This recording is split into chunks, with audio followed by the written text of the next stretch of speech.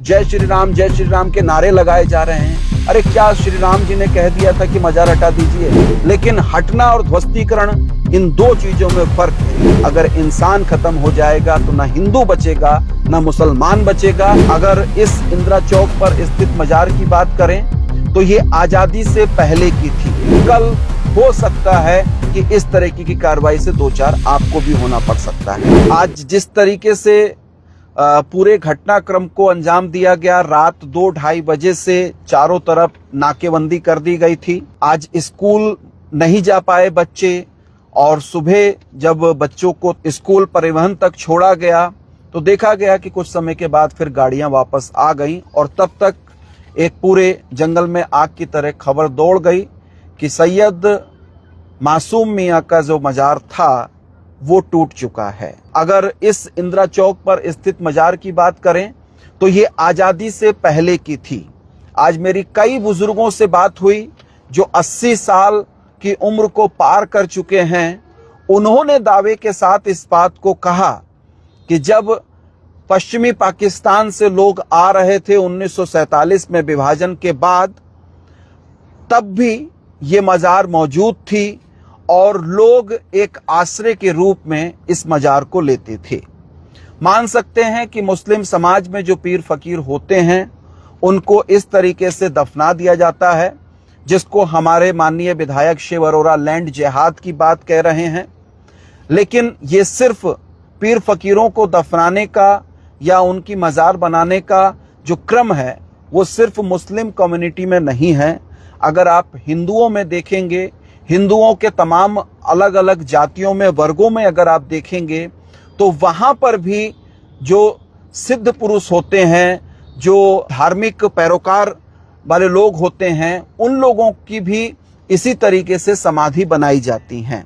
और बड़ी तादाद में समाधियां न सिर्फ उत्तराखंड में बल्कि पूरे देश भर में हिंदुओं की मौजूद हैं। कहने के लिए हिंदू समाज में उनको समाधि कहा जाता है, जिसको मुस्लिम समाज में मजार कह दिया जाता है। लेकिन उसको राजनीतिक तौर पर इस तरीके से प्रचारित करना कि ये लैंड जिहाद हो गया है और जमीन कब्जाने की पूरी कवायद मजार बनाने से होती है, ये बिल्कुल बचकाना हरकत है। और इससे साफ तौर पर यह समझ में आता है कि राजनीतिक उल्लू सीधा करने के लिए किस तरीके से सारी भावनाओं को, आस्थाओं को, नियम कायदे कानून को, संविधान को और सिस्टम को ठेंगा दिखाया जाता है। और एक बात आज विधायक शिव अरोड़ा जी ने यह भी कहा कि मजार एक व्यक्ति की एक ही जगह बनती है, उसको 10 जगह नहीं दफनाया जा सका। तो वो भूल कर रहे हैं इस बात की। अगर आप हिंदू समाज में भी देखेंगे और समाधि बनाने का भी जो सिलसिला होता है, तो अगर आप इष्ट देव मंदिर या जिस समाधि को आप मानते हैं तो उसकी मिट्टी को लेकर आप अपने सुविधा अनुसार या अपनी जगह में भी उसको स्थान दे सकते हैं। ऐसे बहुत सारे लोग करते हैं।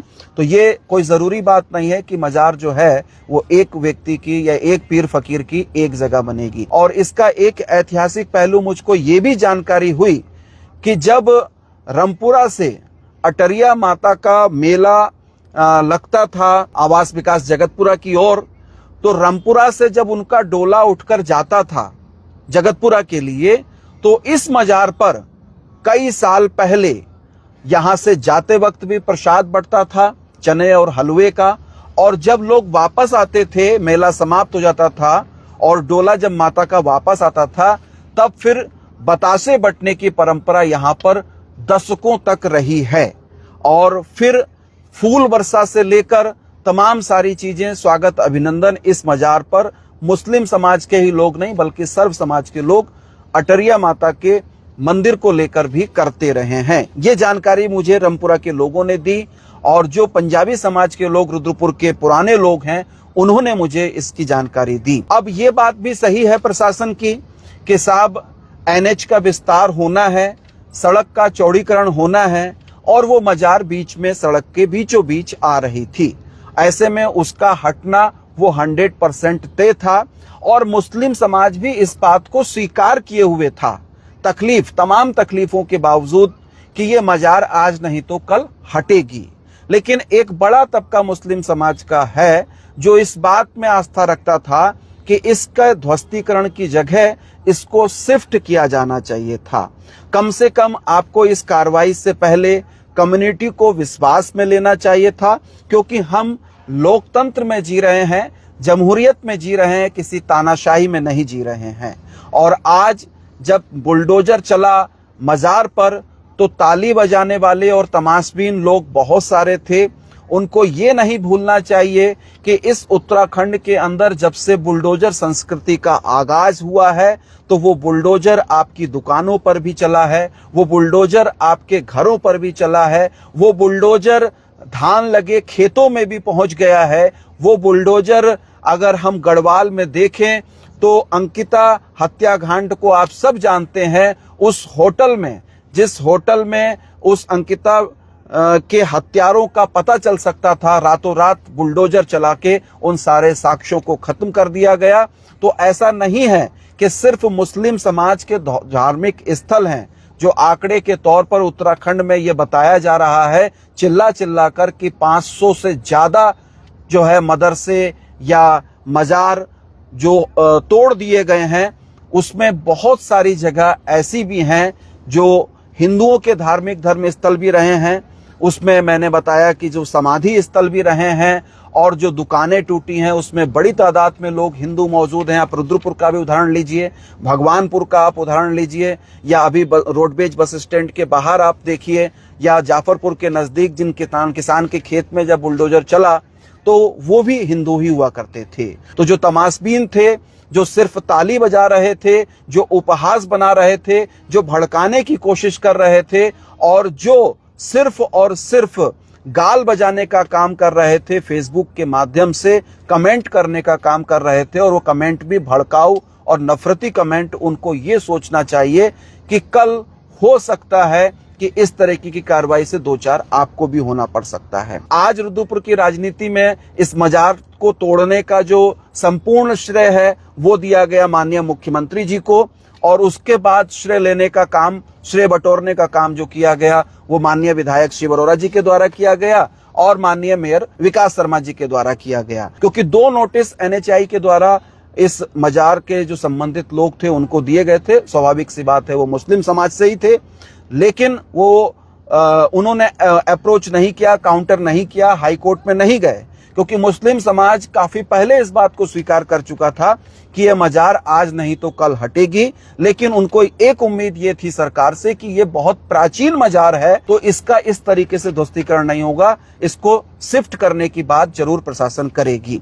आपको जानकारी होनी चाहिए, जब लोहिया मार्केट के व्यापारियों को हटाया गया अतीमगढ़ के नाम पर तो नोटिस भी दिए गए, रातों रात एक मुनादी भी कराई गई और सार्वजनिक सूचना के माध्यम से वो काम किया गया था। और प्रक्रिया यही है लोकतांत्रिक कि उसमें ये सारी प्रक्रियाओं को कानूनी चीजों के हिसाब से गुजरना चाहिए था। तो यहाँ पर क्यों नहीं उन चीजों को देखा गया, क्यों नहीं मुनादी कराई गई, क्यों नहीं जो है रेगुलर वे पर नोटिस दिए गए और उसको आनन फानन में कार्रवाई क्यों कर दी गई, ये सोचने की बात है। जबकि मुस्लिम बिरादरी के लोगों को अगर आप मौका देते और कहते कि साहब आप इसको स्वतः ही या तो शिफ्ट कर लें और शिफ्ट करने में जो प्रशासनिक मदद चाहिए वो आप ले लीजिए, तो मुझे लगता है कि लोग उसको स्वीकार करते और आसानी से यह मामला सॉल्व हो सकता था। लेकिन अगर आसानी से मामला सॉल्व हो जाता तो फिर राजनीति कैसे होती, राजनीति भी नफरत की राजनीति कैसे होती, जहरीली बयानबाजी की राजनीति कैसे होती, और राजनीति अगर नहीं होती तो फिर नेताओं की दुकान कैसे चलती। इस कौमी एकता के भरे गुलदस्ते के अंदर, रुद्रपुर के अंदर, पूरी तराई के अंदर हम किस नफरती बीजों को पैदा कर रहे हैं, और आने वाली हम अपनी जनरेशन को, चाहे वो हिंदू हो या मुसलमान हो या अन्य धर्मों के लोग हों, हम अपने बच्चों को कितना असुरक्षित कर रहे हैं। एक भय और आतंक के माहौल में लोकतंत्र जिंदा नहीं रहता है। लोकतंत्र लोक की भावनाओं पर जिंदा रहता है, और लोकतंत्र का जो तंत्र है वो जनता के इशारे पर चलता है। नेता, मंत्री, संतरी, विधायक, सरकार के इशारे पर नहीं चलता है। जनता जो चाहती है वो होना चाहिए, लेकिन जनता की आम राय आज का सिस्टम कतई स्वीकार करने को तैयार नहीं हैं। आपने देखा होगा कि विधायक शिव अरोड़ा जी की ओर से एक पोस्ट जारी होती है और वो कहते हैं कि लैंड जिहाद को मुक्त करने के लिए रुद्रपुर में, और धन्यवाद ज्ञापित करते हैं पुष्कर सिंह धामी जी का। लैंड जिहाद का असल मायने क्या है? अगर एक मजार को आप लैंड जिहाद कह रहे हैं, या हो सकता है कि कुछ और मजारों को जोड़कर भी आप लैंड जिहाद की बात कह रहे हो, तो आप मत भूलिए कि इसी रुद्रपुर के अंदर सैकड़ों लोग ऐसे हैं, बड़े पैसे वाले लोग हैं, वो हिंदू भी हैं और हर समुदाय के लोग हैं, जिन्होंने सरकारी जमीनों को कब्जा कर रखा है। क्या आप उसको लैंड जिहाद नहीं कहेंगे? और अभी जो हाई कोर्ट का सीधे आदेश आ गया, नजूल भूमि की पूरी प्रक्रिया जो फ्री होल्ड होने की चल रही थी उसको रोक दिया गया, तो पूरा शहर रुद्रपुर भी जो है वो सरकारी जमीन पर तो बसा हुआ है। क्या वो लैंड जिहाद नहीं है? आप लैंड जिहाद शब्दों पर खेलते हैं और शब्दों के माध्यम से आप लोगों की भावनाओं पे खेलते हैं। इससे आपको वोट जरूर मिल जाएंगे, आप नेता विधायक मंत्री जरूर बन जाएंगे, लेकिन शहर का जो अमन और चैन है, शहर की जो शांति है, वो सुरक्षित नहीं रह पाएगी, आने वाली पीढ़ी सुरक्षित नहीं रह पाएगी। इसको ध्यान देना बहुत जरूरी है। विधायक जी आते हैं, प्रेस कॉन्फ्रेंस करते हैं और उनकी लैंग्वेज देखिए, उनकी शब्दावली देखिए। मुझे बड़ी हैरत होती है कि आप एक उच्च शिक्षित व्यक्ति हैं, आपकी आखिर क्या जरूरत थी? सरकारी काम था, एनएचआई का काम था, वो काम उन्होंने निपटा दिया। आप क्यों आग में घी डालने का काम करते हैं? आप क्यों श्रेय लेने का काम कर रहे हैं? आप तो विधायक रुद्रपुर शहर के हैं, तो सिर्फ हिंदुओं के विधायक तो नहीं हैं, आप सभी के विधायक हैं।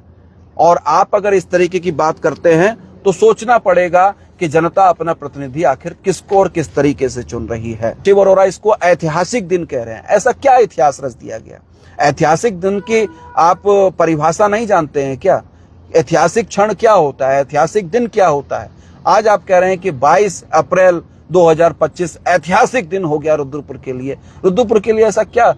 पूरे राज्य के अंदर, शहर के अंदर दसियों जगह रोज बुलडोजर चल रहा होता है, और आज एक मजार पे चल गया तो ऐतिहासिक हो गया। तो ये नफरती शब्द बाण जो हैं वो समाज को सिर्फ बांटने का काम करते हैं, और इसी तरीके का स्टेटमेंट जो है वो मेयर विकास शर्मा भी जारी करते हैं। वो भी श्रेय लेने की होड़ में आगे आ जाते हैं। तो इस श्रेय लेने की होड़ से आखिर भला किसका होगा, ये देखना होगा। और बड़ी बात यह है कि सामान्य प्रक्रिया को अगर सामान्य तरीके से होने दिया जाता, इतनी पुलिस फोर्स, नाकाबंदी, छावनी में तब्दील कर देने की कोई जरूरत नहीं थी। लेकिन आपने तोड़कर, ध्वस्त करके एक पूरे राज्य में नहीं बल्कि देश में एक मैसेज देने का काम किया है कि हम किस तरीके से मुसलमानों के खिलाफ काम कर रहे हैं, स्पष्ट तौर पर। क्योंकि अब राजनीति सिर्फ और सिर्फ जो भारतीय जनता पार्टी की है वो यही आकर अटक गई है। कहीं नजूल नीति के ब्रेक कर देने से, फ्री होल्ड के मामले को ब्रेक कर देने से जो रुद्रपुर के अंदर बस्तियों में, मलिन बस्तियों में जो एक आक्रोश पनप रहा था, कहीं उसको डाइवर्ट करने के लिए या आनन फानन में मजार का ध्वस्तीकरण तो नहीं किया गया? ये भी एक बड़ा सवाल है, क्योंकि वो बहुत ज्वलंत मुद्दा है। मजार के हटने ना हटने से सिर्फ आवागमन प्रभावित हो रहा था, लेकिन नजूल नीति के रुक जाने से, फ्री होल्ड ना होने से पूरा का पूरा जनजीवन अस्त व्यस्त होगा और हजारों लोग जो बस्तियों के हैं वो उसके प्रभावित हो रहे हैं। लेकिन उस दिशा में हम लोग जो है काम नहीं कर रहे हैं, उस दिशा में हमारा कुछ सोचना समझना नहीं है। लेकिन जिस तरीके से आप लोगों की भावनाओं को आहत कर रहे हैं, तो उससे एक वैक्यूम पैदा हो रहा है, और वो वैक्यूम अगर विस्फोट का रूप लेगा तो वो पूरे शहर के लिए नुकसानदायक होगा। हमें कम से कम उस चीज पर जरूर विचार करना चाहिए, क्योंकि स्प्रिंग को आप कितने समय तक खींचकर टाइट कर बांधे रहेंगे। आप पोस्टों में जय श्री राम के नारे लगाए जा रहे हैं। अरे क्या श्री राम जी ने कह दिया था कि मजार हटा दीजिए? जिस राम राज्य की आप बात करते हैं, रामायण सबने पढ़ी है, उस राम ने कभी अपने साम्राज्य के अतिरिक्त 1 इंच जमीन पर भी कभी कोई अधिकार नहीं जताया, कहीं कुछ करने की बात नहीं की, और वो सबके चहेते, सबके भले की बात सोचने वाले महापुरुष थे। और आप ऐसी स्थिति में भी जय श्री राम का नारा आज इस तरीके से आपने लग दिया है। हर जगह हर मामले में जय श्री राम करके आप मतलब सोच ही नहीं रहे हैं कि आप कहाँ इस्तेमाल कर रहे हैं, कहाँ करना चाहिए, कहाँ नहीं करना चाहिए। बड़ी चीज ये है कि ये पूरी प्रक्रिया क्या लोकतांत्रिक तरीके से हुई, और अगर नहीं हुई तो लोकतंत्र की हत्या अगर हो रही होती है, लोकतंत्र के विपरीत जाके अगर कोई काम हो रहा होता है, तो उसका नुकसान हो सकता है कि एक समय में एक कम्युनिटी को हो, लेकिन दीर्घकालिक तौर पर देखेंगे तो सर्व समाज को और पूरी व्यवस्था को उसका कोपभाजन बनना पड़ता है। लोकतंत्र को अगर जिंदा करना है, रखना है, तो फिर पूरी प्रक्रियाओं को हर मामले में लोकतांत्रिक तरीके से जीने की आदत हमको डालनी चाहिए, और उसके लिए लोगों को आवाज भी बुलंद करनी चाहिए। मैं यही कहूंगा कि मजार हट गई है, हटनी ही थी वो, और हटना जायज भी है, उसमें कुछ नहीं है, लेकिन हटना और ध्वस्तीकरण इन दो चीजों में फर्क है। सबसे बड़ी बात यह है कि इंसानियत को नहीं खत्म होने देना चाहिए। अगर इंसान खत्म हो जाएगा तो ना हिंदू बचेगा, ना मुसलमान बचेगा। इंसानियत के लिए एक जंग की जरूरत है और इंसान बनाने की जरूरत है। लेकिन आज की नफरती राजनीति जो सीधे सीधे हिंदू मुसलमान और सांप्रदायिकता पर आकर टिक गई है, वो इंसान तो कम से कम पैदा नहीं कर रही है, वो सिर्फ और सिर्फ नफरती एक एलिमेंट्स ऐसे पैदा कर रही है जो बुद्धि से गुलाम हो चुके हैं, और सोचना समझना उनका इतना सीमित हो गया है कि वो सिर्फ व्हाट्सएप और फेसबुक यूनिवर्सिटी से जो उनको ज्ञान मिल जाता है उल्टा सीधा, उसी को वो इम्प्लीमेंट करते रहते हैं। बने रहिए अनसुनी आवाज के साथ। अनसुनी आवाज के फेसबुक पेज को फॉलो कीजिए, यूट्यूब पर जाइए, यूट्यूब पर भी अनसुनी आवाज को सब्सक्राइब कीजिए। बहुत शुक्रिया, धन्यवाद, नमस्कार।